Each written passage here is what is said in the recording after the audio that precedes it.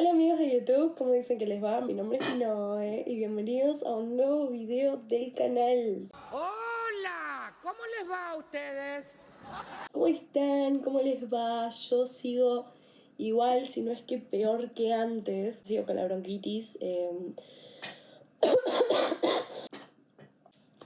Sigo con la bronquitis y de hecho cuando estaba escribiendo este guión pensé que iba a estar mejor porque ese día genuinamente estuve mejor. Y no, me adelanté a los hechos. Elipsis. El día de hoy vamos a hablar de un tema que me llama bastante la atención, la subcultura gótica. Más específicamente vamos a hablar de cómo y por qué llegamos a la hipersexualización de las mujeres góticas, que para mí es un problema gravísimo por muchísimos motivos. Pero antes de hablar de eso, me gustaría comentar cómo surgió esta subcultura para quienes no están tan familiarizados con el tema. La cultura gótica, también conocida como subcultura gótica, surgió a finales de los años 70 y principios de los 80 en el Reino Unido como una evolución de la escena post-punk. Aunque muchas personas asocian lo gótico con lo oscuro o lo medieval, la cultura gótica contemporánea tiene raíces muy específicas en la música, el arte y la moda del siglo XX. El gótico comenzó, ante todo, como un movimiento musical. El término gothic empezó a utilizarse para describir el sonido oscuro de algunas bandas post-punk. Este sonido se caracterizaba por guitarras reverberantes, bajos marcados, voces profundas y letras centradas en el amor perdido, la muerte, el aislamiento y lo sobrenatural. Todo esto creaba ambientes oscuros, melancólicos y teatrales. Bandas como Bauhaus, The Cure en su época más oscura, Joy Division, Fields of Nephilim y Christian Death ayudaron a definir esta estética sonora. Más adelante surgieron otras vertientes como el Dark Wave, el Ethereal Wave, con artistas como Dead Can Dance y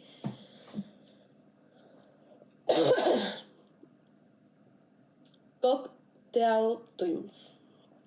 ¿Cocktail Twins? No, chicos, basta. El Gothic Metal con Theater of Tragedy o Lacrimosa e incluso el industrial gótico con Nine Inch Nails. Pero, además de ser un movimiento musical, el gótico también es una forma de ver el mundo. Muchas personas dentro de esta subcultura adoptan una filosofía existencial y nihilista, donde la vida no tiene un significado objetivo, el universo es indiferente y no existe una verdad absoluta. Esta visión suele ser acompañada por una estética del dolor, la belleza trágica y lo sublime. El movimiento también se nutre del arte simbolista, pre-rafaelista y expresionista, además de un fuerte interés por lo oculto, lo esotérico y lo paranormal. Esta sensibilidad también está profundamente influenciada por la literatura. Autores como Edgar Allan Poe con El Cuervo o El Corazón delator exploraban la muerte, la obsesión y la locura. H.P. Lovecraft aportó el horror cósmico y existencial. Anne Rice con sus crónicas vampíricas, Neil Gaiman con The Sandman y Oscar Wilde con El retrato de Dorian Gray también fueron influyentes. Todo esto conforma la base estética y filosófica de la subcultura gótica. Ahora bien,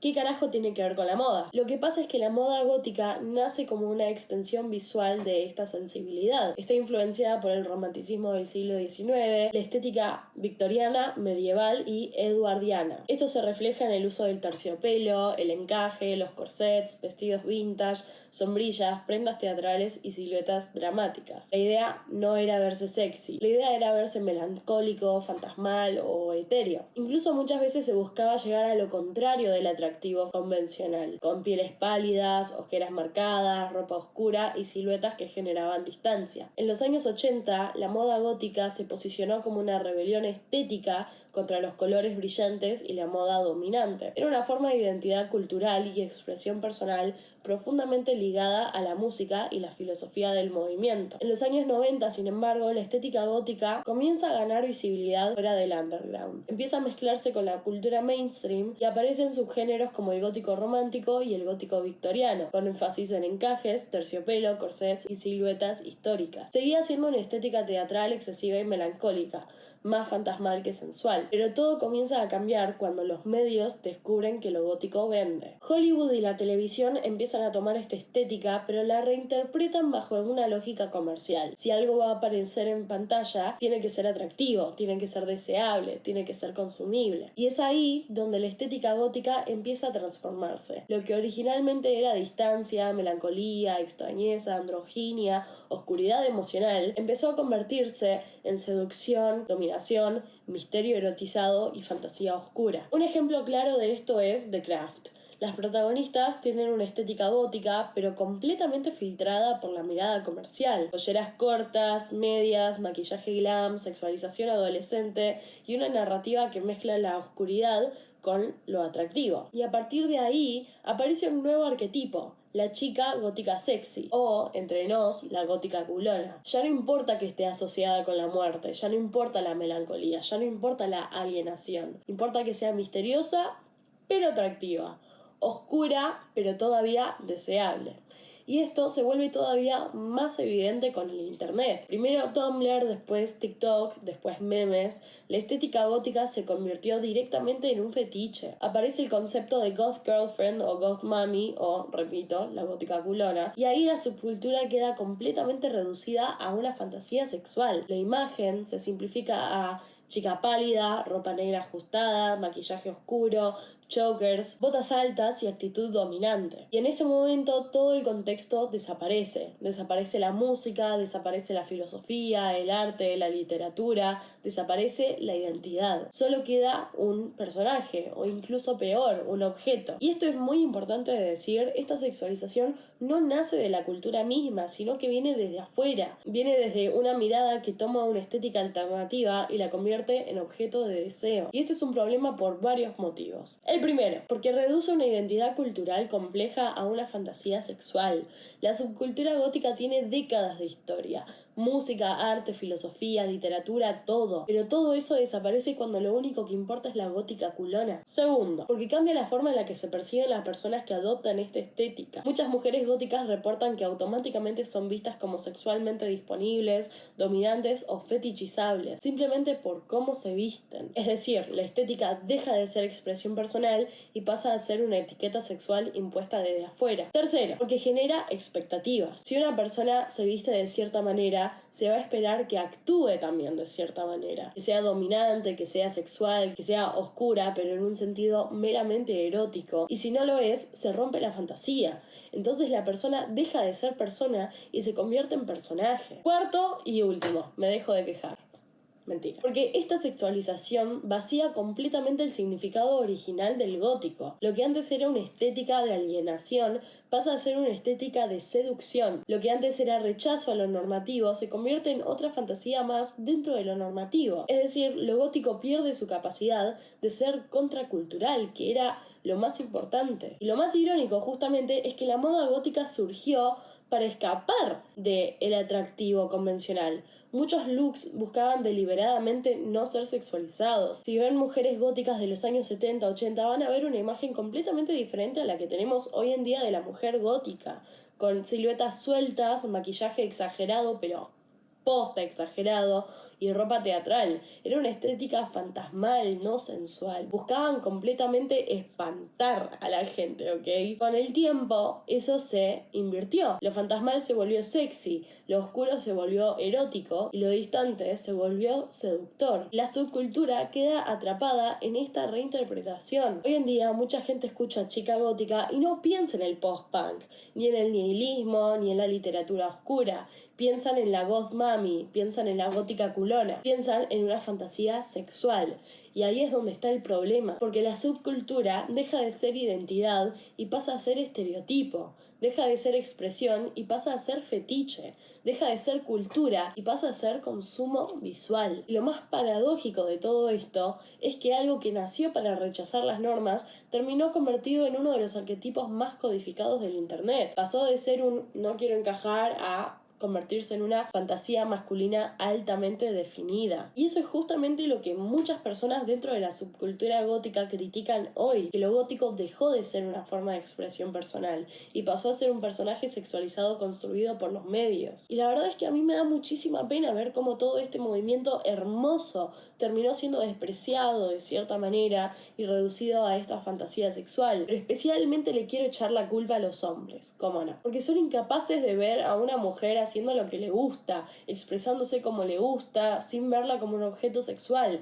Esto ya ha pasado muchas veces a lo largo de los años, siendo góticas o no. La glorificación de la gótica culona, la verdad es que nunca fue graciosa, y mucho menos lo es ahora, cuando realmente ni siquiera saben lo que es ser gótico. Ven a una mina con el delineado grueso y automáticamente la señalan, cuando en realidad podría ser, no sé, una mujer alternativa o qué sé yo, una clinger que se le fue la mano, o sea. Y se vuelve todavía más incómodo cuando esta sexualización pasa a series que son para niños. La verdad es que nunca les voy a perdonar cómo sexualizaron el personaje de Raven de Jóvenes Titanes. O sea, yo entiendo la visión. A mí también me gustaba mucho Raven, ¿ok? Les repito, no hace falta ni que lo diga, me encantaba esa mujer, pero yo nunca vi necesario el sexualizarla de esta manera. Realmente no hay necesidad de hacer cosas como esta. Y esto únicamente pasa porque es gótica, porque después comparás en la mayoría de las veces a Starfire, y si bien también es sexualizada porque es una mujer, no hay comparación. La cuestión, y ya concluyendo con este video, muerte a todos los hombres. Nada, joda. La cuestión de verdad, la cuestión en serio, es que creo que es hora de saber respetar aquello que es ajeno a nosotros y no enseguida categorizarlo como algo que es muy bueno o muy malo sin saber especialmente el origen de estas cosas. Siento que es totalmente peligroso que las mujeres no podamos hacer lo que queramos, vestirnos como queramos, expresarnos como queramos, escuchar la música que queramos, simplemente por el miedo que tenemos de ser hipersexualizadas por hacer lo más común del mundo. O sea, yo no los veo a ustedes sexualizando a los chabones que escuchan a, no sé, Justin Bieber, cuando claramente se ven como el estereotipo de chabón que escucha a Justin Bieber. Y esto únicamente pasa porque somos minas. Y al final, creo que lo más triste de todo esto es que la estética gótica nació como una forma de refugio, un espacio para quienes no encajaban, para quienes se sentían fuera de lugar, para quienes encontraban belleza en la melancolía, en lo extraño, en lo oscuro. No era una estética pensada para agradar, sino para existir, para expresar incomodidad, sensibilidad, fragilidad e incluso dolor. Pero en algún momento esa incomodidad se volvió atractiva, esa distancia se volvió seductora, y ahí hay algo que se pierde, porque cuando una estética alternativa se vuelve fetiche, deja de ser una elección libre. Ya no es solo vestirse de negro, usar maquillaje o encaje, es cargar con un personaje que alguien más construyó. Y tal vez ese sea el problema más grande, que algo que nació como identidad terminó convertido en fantasía, que una estética que hablaba de introspección terminó reducida a una imagen superficial, que una subcultura que encontraba belleza en la oscuridad terminó siendo iluminada por la mirada que solo busca erotizarla. Entonces lo gótico deja de ser ese espacio raro, incómodo y personal y pasa a ser otra cosa, algo más digerible, más vendible, algo más fácil de consumir. Pero quizás lo verdaderamente gótico siempre estuvo en resistirse a eso, en seguir siendo extraño, en seguir siendo incómodo, en seguir siendo algo que no está hecho para gustar, sino para expresar.